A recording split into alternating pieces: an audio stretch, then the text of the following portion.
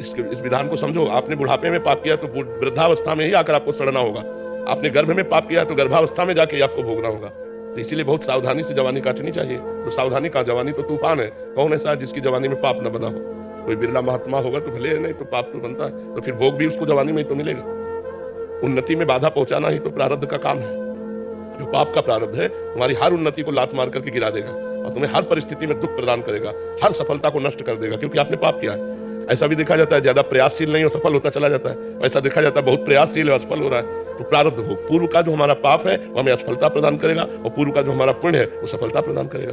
अब कितने ऐसे जवान हैं जो सैकड़ों वयोवृद्धों को रख रहे हैं, उनकी सब सफाई सुरक्षा खान पान, तो जवानी में दूसरों की सेवा कर रहे हैं, परोपकार कर रहे हैं। दूसरे के माता पिता जो फुटपाथ में पड़े उनको ला के सेवा। अब इनके जीवन में सफलता ही सफलता रहेगी। अपने माता पिता को थप्पड़ मार के घर से बाहर निकाल रहे हो तो तुम्हारी सफलता रहेगी। अपने माता पिता को गाली दे रहे हो, शराब पी रहे हो, नशा कर रहे हो, जुआ खेल रहे हो, नाना प्रकार के गंदे आचरण कर रहे हो, सफलता मिलेगी।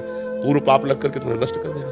तो ये बात ध्यान रखनी, भगवान के विधान में कहीं त्रुटि नहीं होती। हमारे द्वारा किए हुए कर्म को भोगना ही पड़ेगा हमें, अवश्य में भोक्तव्यम कृतम कर्म शुभाशुभम। रही नाम जप की बात तो ये अगली खेती है। अभी बो रहे तुरंत थोड़ी मिलेगा। अभी आप 1 मन अन्न खेती में डालते हैं और जब 6 महीना इंतजार करते हैं उसकी सिंचाई गुड़ाई सब, तब 40 मन गेहूं पैदा होता है उसमें, 1 मन से 40 मन। तो आज जो आप खेती कर रहे हो वो आगे मिलेगी, जो पीछे की अभी भोगो। अभी चाहे देखो, देखा जाता है कि पाप कर रहा है वो बड़ी उन्नति को प्राप्त हो रहा है, और पुण्य कर रहा है धर्म से चल रहा है लेकिन अवनति को प्राप्त हो रहा है, क्योंकि इस समय उसने जो पुण्य किए हैं वो उसको आगे मिलेंगे। वो जो उसने पूर्व में पाप किए इस समय उसका नंबर चल रहा है पाप का, और वो जो आदमी पाप कर रहा है वर्तमान में उसका पुण्य का नंबर चल रहा है। उन्नति पे उन्नति होती चली जा रही है, पाप पे पाप वो कर रहा है। जिस समय वर्तमान का पाप और पूर्व का पाप एकत्रित होगा उसी समय नष्ट हो जाएगा, और तुम्हारा जिस समय वर्तमान का पुण्य और पूर्व का पुण्य एकत्रित होगा उसी समय तुम प्रकाशित हो जाओगे। तो परमार्थिक है, अध्यात्म है, इसको धैर्यपूर्वक समझो। नाम जप करो, गलत आचरण भूल कर ना होने पावे तो तुम्हारा जीवन मंगल में हो जाएगा। प्रारब्ध कब तक गिरेगा, कितना होगा आखिरकार? भगवान नाम हमारे पास है, धर्म आचरण करते हैं, परोपकार करते हैं, इसीलिए हम कहते हैं परोपकार करो।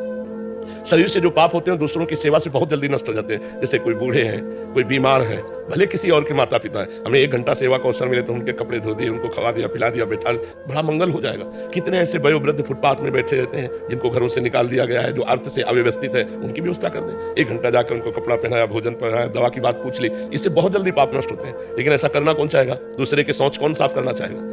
अगर साफ कर दो तो तुम्हारा प्रारब्ध साफ हो जाएगा, तुम्हारे बुरे आचरण साफ हो जाएंगे। परोपकार से बढ़कर कोई धर्म नहीं है, परोपकार से बढ़कर कोई तप नहीं है। इसलिए परोपकार कर। आज जीव स्वार्थी होता जा रहा है, परोपकार को भूलता जा रहा है, इसलिए दुर्गति को प्राप्त होता जा रहा है।